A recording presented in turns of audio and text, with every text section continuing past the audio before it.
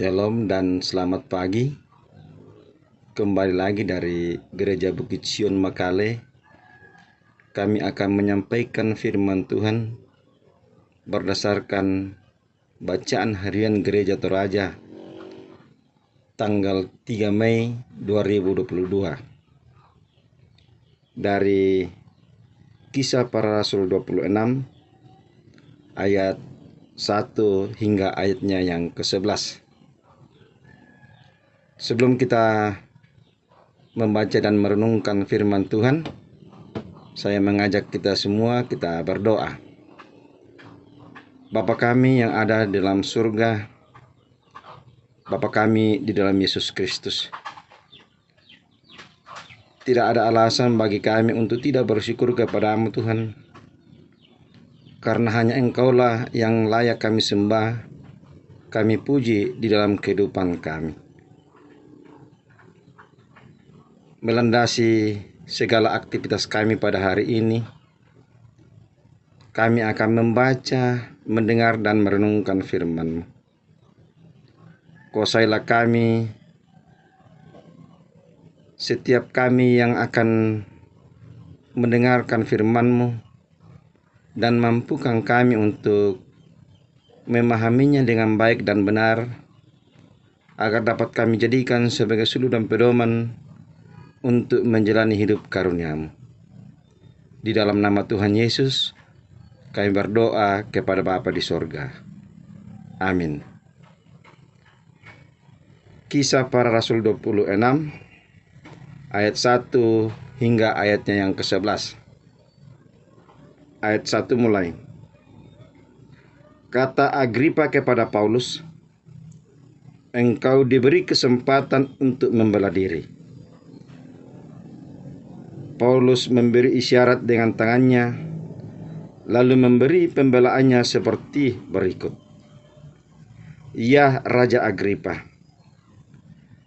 aku merasa berbahagia karena pada hari ini aku diperkenankan untuk memberi pertanggungan jawab di hadapan-Mu terhadap segala tuduhan yang diajukan orang-orang Yahudi terhadap diriku.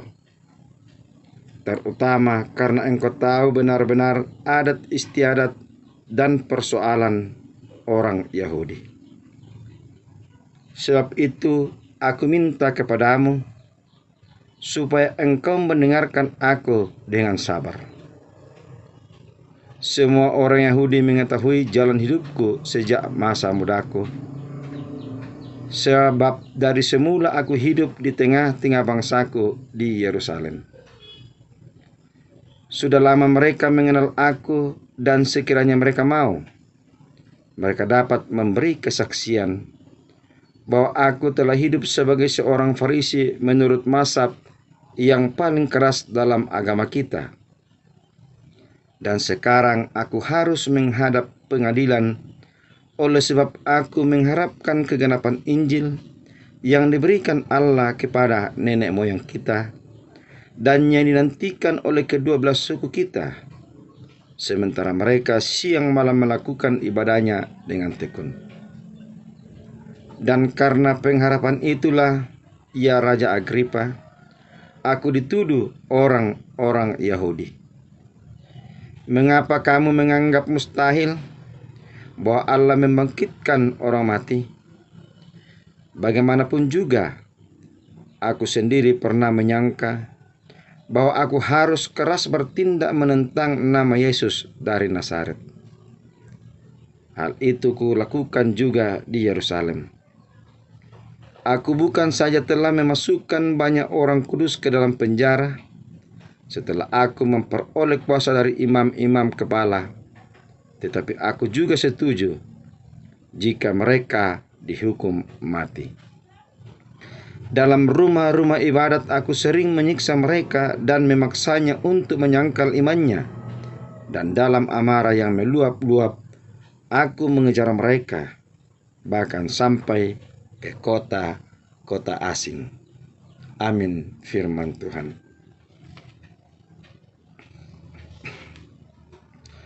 Tema perenungan kita pada pagi ini saya beri judul Kepastian Kebangkitan Orang Percaya. Kata pasti dalam Kamus Besar Bahasa Indonesia artinya adalah sesuatu yang tidak bisa tidak, atau sesuatu yang barang tentu tidak akan berubah lagi. Misalnya, ia pasti datang hari ini, artinya sudah tentu akan datang hari ini juga dan tidak bisa ditunda lagi.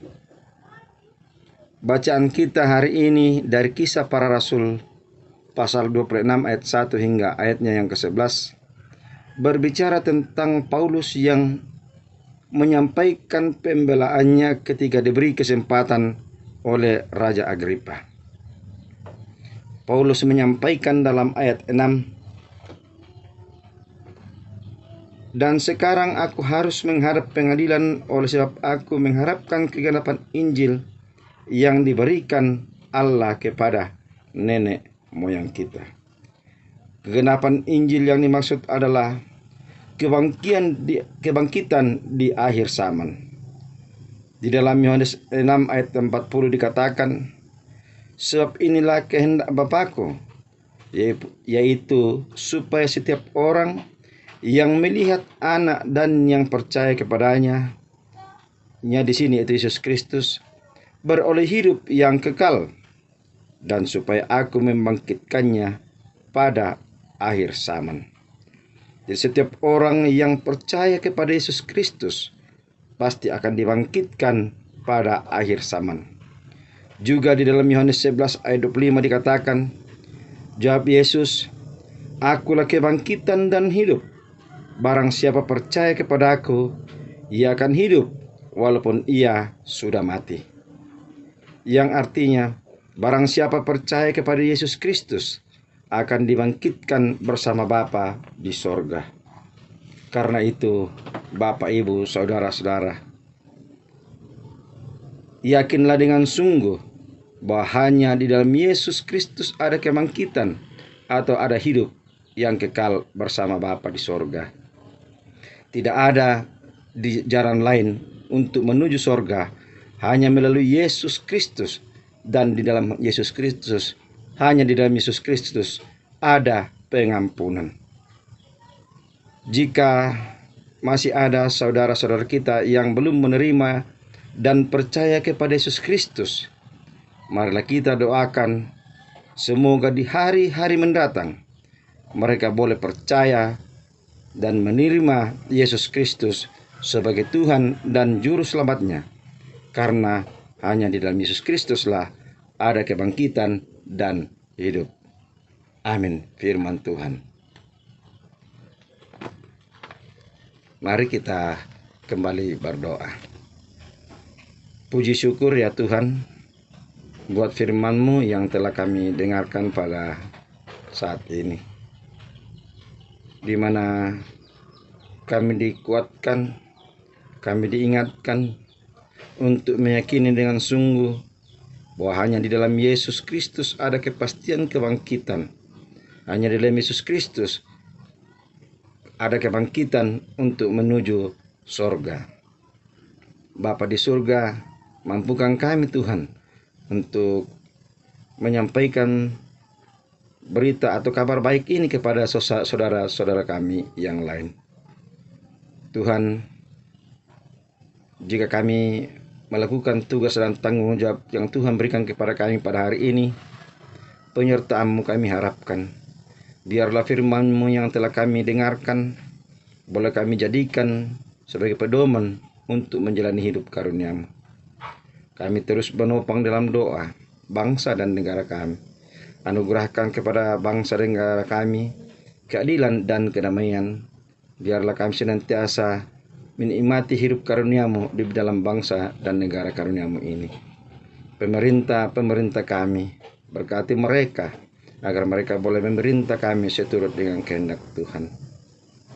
Berkati pemberita firman-Mu di muka bumi, agar semakin hari semakin banyak orang yang menerima Yesus Kristus sebagai Tuhan dan Juru Selamatnya. Ya Tuhan Allah Bapa di surga, berkatilah hidup dan kehidupan yang Tuhan anugerahkan kepada kami. Ajarlah kami untuk senantiasa hidup bersyukur kepada-Mu. Berkati keluarga kami, orang tua kami, anak-anak kami. Biarlah kasih karunia Tuhan terus kami rasakan dalam hidup karunia-Mu. Kami berdoa ya Tuhan buat saudara-saudara kami yang hidup di dalam berbagai persoalan hidup. Kasihani mereka. Engkau tilik mereka masing-masing dalam pergumulannya. Ampuni kami Tuhan. Di dalam Kristus Yesus kami berdoa. Amin.